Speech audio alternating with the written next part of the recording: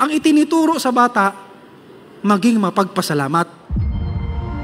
Kaya kahit tayo mga magulang, turuan natin ang mga bata, ang mga anak natin, na magpasalamat sa Panginoon. Nalalapit na Thanksgiving first fruit, mas malaki na yung may ibibigay ko sa Panginoon at sa pasasalamat ko. Pag nagbibigay ka, bukal sa loob mo, hindi ka nito mag-isip na ibigay ito, tapos mas priority mo ito ibigay. Ako po si Celespina Lawak, tawag po nila sa church, Tina. Ako po ay 17 years old, grade 12 sa Pususan po. Ako nga pala si Jill Cornelius, 15 years old, grade 11. Ang ministry ko po ay sa orchestra and choir saka singing group po. Yung mga ministry ko po sa church po ay LCO, choir, art and decor, sa singing group na Harmonia, sa CLC. Ang ginagawa ko para mag-ipon ay kinukuha ko yung 20% sa baon ko at nilagay ko sa alkansya. Nakasanayan ko mag-ipon simula bata ako. Dahil lalo na papa, ni mama na mag-ipon kahit 10% na kaya 20% na sa baon ko.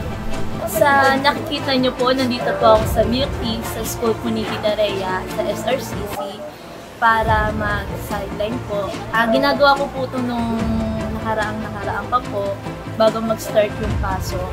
Nag-practice po kami dito ni Ate May para magtinda po dito sa SRCC. Ginagawa ko po sa araw-araw sa school, pagkatapos ng school ko, diretso po dito agad at tinutulungan ko po sa Ate May para sa pagtitinda. Sa pag-iipon naman po, sobrang nakaka-bless na po kasi bumili po ako ng alkansya para mag-ipon doon kasi alam ko yung sarili ko na makukuhaan ko pa rin yun. Dahil sa pagtitinda ko dito sa SRCC, nakaipon ako ng pera at nakakapaghulog ako doon sa alkansya. At sa lahat na nagawa ko sa araw-araw, sa school, kahit kung nakaka-pressure kasi hindi mo alam yung gagawin mo kasi first time mo to. Hindi mo alam yung uunahin mo kung school ba or yung eto, minsan yung sa coming together na kasi sobrang pagod ka na. Pero hindi mo yung maiisip dahil nga may pinaghahandaan kayo na Thanksgiving at maraming mga offering. Sa natatanggap kong pera, nakakapagbigay na ako ng malaki, hindi na yung mabigat sa loob mo na, ano ba yan, nila yung pera ko, tapos magbibigay pa ako. Parang hindi ko na lang naiisip yun ngayon kasi nakakapagbigay na ako ng malaki, parang nasasanay mo yung sarili ko sa ganong pamamaraan. Nagsimula magbigay intentionally. Nung 10 years old, 11 years nagtata ako nun. Nagbibigay ako Thanksgiving first fruit ko para magpasalamat sa Panginoon. Pinaghahandaan ko siya sa pamamagitan ng sa aking baon. Ginagawa ko sa baon ko, yung kalahati lang sa pamasahe, tapos yung kalahati ng kalahati sa first fruit, tapos first fruit saka tithes and offering. Sinatira, siguro mga kain-kain na lang sa akin mga gusto ko. Nagbabaon ako lagi ng lunch para makatipid na rin. Tapos pag may pagkain sa labas na gusto kong bilhin, pinipigyan ako naman sa sarili ko.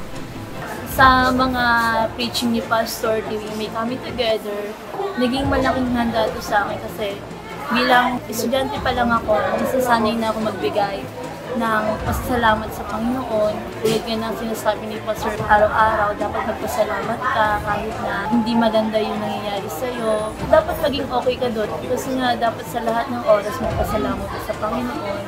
Dapat hindi ka paghinaya ng loob. Sa mga kabataan ng mga miyembro na naghahanda pa sa Thanksgiving first fruit, pagsipagan nila mag-ipon at pagsumikapan na makaipon kahit maraming mga tukso o maraming mga pagsubok pa hindi kayo pag-ipon.